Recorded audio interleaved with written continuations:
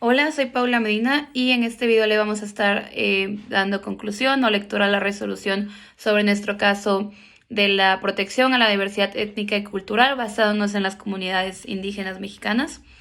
Haciendo un poquito de intro, acordémonos este caso sobre una comunidad indígena establecida, llega un nuevo grupo evangélico profesando otra religión, hay un choque y hay un daño físico a dicho templo de la sociedad evangélica. Cabe recalcar que en este caso estamos totalmente defendiendo y reconociendo los derechos humanos y garantías de los dos grupos. Todos tenemos derecho a libertad de expresión, tenemos derecho a profesar la religión que nosotros decidamos, pero el fallo realmente de este caso va hacia la sociedad indígena o comunidad indígena. ¿Por qué? Nos vamos a basar en el artículo segundo de la Constitución mexicana, que nos dice que la nación tiene una composición pluricultural, sustentada originalmente por sus pueblos indígenas, que son aquellos que descienden de poblaciones que habitan en el territorio actual del país. Y esto empezó al iniciarse la colonización, que quiere decir que son las primeras comunidades y grupos mexicanos que son grupos indígenas. Lamentablemente anteriormente no se le daba ni tanto los derechos ni la atención debida a estos grupos tan importantes indígenas. No tiene, por decirlo, 1 o 2 sexenios que se le empezó a dar más importancia, bueno, más bien darle la importancia de vida a dichos grupos que se puede llamar que son grupos en peligro de extinción, por decirlo de alguna manera. Igualmente no vamos a dejar de lado que tanto el grupo evangélico, obviamente somos seres humanos y estamos reconociendo garantías y derechos, y vamos a hablar un poquito del lado del grupo evangélico refiriéndonos a la Declaración Universal de los Derechos Humanos. El artículo 18 de esta declaración nos comenta que toda persona tiene derecho a la libertad de pensamiento, conciencia y religión. ¿Qué quiere decir? Fundamentando que todos podemos elegir profesar la religión que nosotros decidamos o creamos correcta. Ya comentado esto, igual cabe recalcar que, bueno, el fallo realmente de este caso sería hacia el grupo indígena, porque, como os lo comenta otra vez el artículo segundo de la Constitución, es nuestro deber prevalecer dichos grupos indígenas. De igual forma, vamos a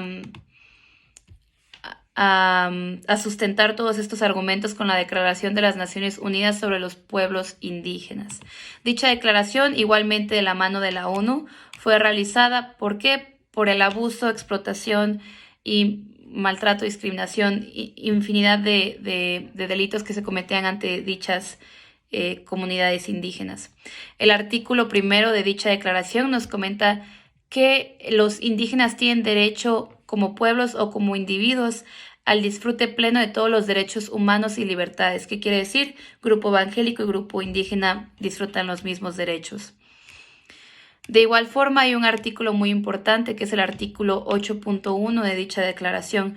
Nos comenta que los pueblos y los individuos indígenas tienen derecho a no ser sometidos a una asimilación forzada ni a la destrucción de cultura.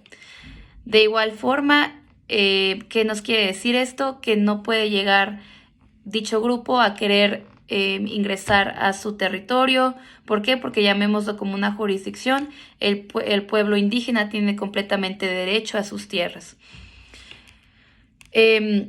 Habido comentado esto, igual cabe recalcar que el fundamento jurídico al que yo me voy a basar en esta resolución o acabando el fallo de este caso va a ser realmente, estuve haciendo un poquito de investigación y encontré que, que la Suprema Corte de Justicia realizó el protocolo de actuación para quienes imparten justicia en casos que involucren derechos de personas, comunidades y pueblos indígenas.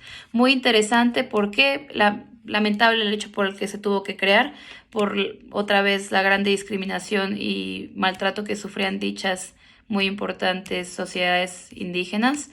En este protocolo nos indica jurisprudencias, órganos e inclusive funcionarios públicos que pueden asistir a dichas sociedades, pueblos o comunidades indígenas en caso de cualquier tipo de abuso o discriminación, etc., etc. Tenemos varios apartados: el derecho a la consulta, el derecho a la salud mental, a la salud médica, etc., etc. Entonces, con este ejemplo, por ejemplo, de la Suprema Corte de Justicia, baso mis argumentos. Otra vez, el fallo de este caso, o más bien la resolución, fue a favor del grupo indígena. ¿Por qué? Porque el artículo 2 constitucional, nuestra Carta Magna, nos indica que tenemos que prevalecer a los pueblos indígenas.